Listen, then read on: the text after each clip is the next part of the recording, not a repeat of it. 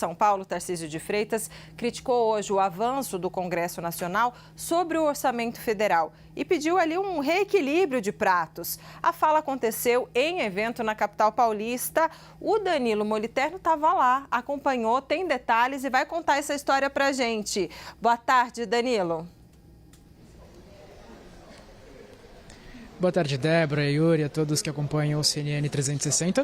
O governador de São Paulo, Tarcísio de Freitas, esteve aqui mais cedo num evento que acontece na capital paulista e falou sobre a economia a nível nacional. Entre esses comentários, falou, como você menciona, Débora, sobre o avanço do Congresso Nacional, do Legislativo, sobre o orçamento e criticou esse processo. Inclusive, chegou a mencionar uma série de argumentos que são recorrentemente citados pelo governo federal.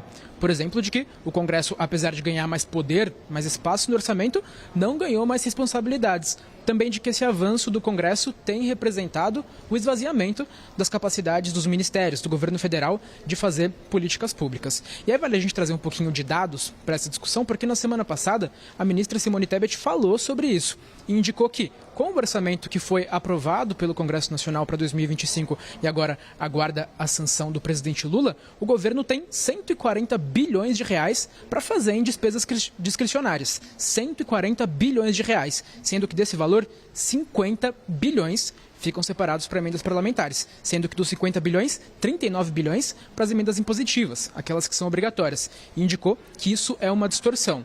Tarcísio de Freitas, governador de São Paulo, concordou com isso nessa participação aqui neste evento em São Paulo. Falou sobre orçamento, mas também falou sobre tributação. Sem mencionar expressamente a reforma do imposto de renda que foi apresentada pelo governo Lula, ele deu uma fala, um comentário, num contexto em que claramente fez referência a essa reforma do imposto de renda. Tarcísio se disse contrário a uma reforma, a uma medida que desonere parcela da população e, em contrapartida, taxe o capital, as empresas, e assim faça com que, de certa forma, vá repelir este capital, esses investimentos aqui do país. A gente relembra que a reforma do imposto de renda que é proposta pelo presidente Lula isenta as pessoas que ganham até R$5.000 de pagar imposto de renda e, em troca, propõe este imposto mínimo efetivo para as pessoas que ganham mais de R$50.000 por mês. E um dos principais argumentos que são aí elencados daqueles que criticam essa reforma proposta pelo governo federal seria de que este imposto mínimo iria, por exemplo, pegar dividendos e, de certa forma, ferir esse capital, ferir estes investimentos e repelir as empresas. Vamos ver um trechinho do que disse o Tarcísio aqui?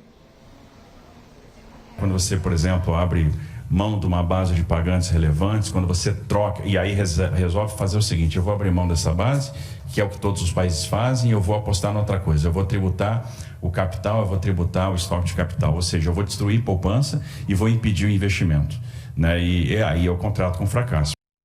Em outro momento deste mesmo evento aqui em São Paulo, o governador Tarcísio de Freitas lamentou que as discussões sobre o julgamento do ex-presidente Jair Bolsonaro, na visão dele, ocupem espaço no debate público e, com isso, impeçam o avanço do que ele chamou de agendas produtivas para o país. Eu vou pegar o próprio julgamento do presidente, a cobertura que isso vai ter, né, as redações todas se preparando para isso, e vai ser um assunto que só vai se discutir isso durante meses.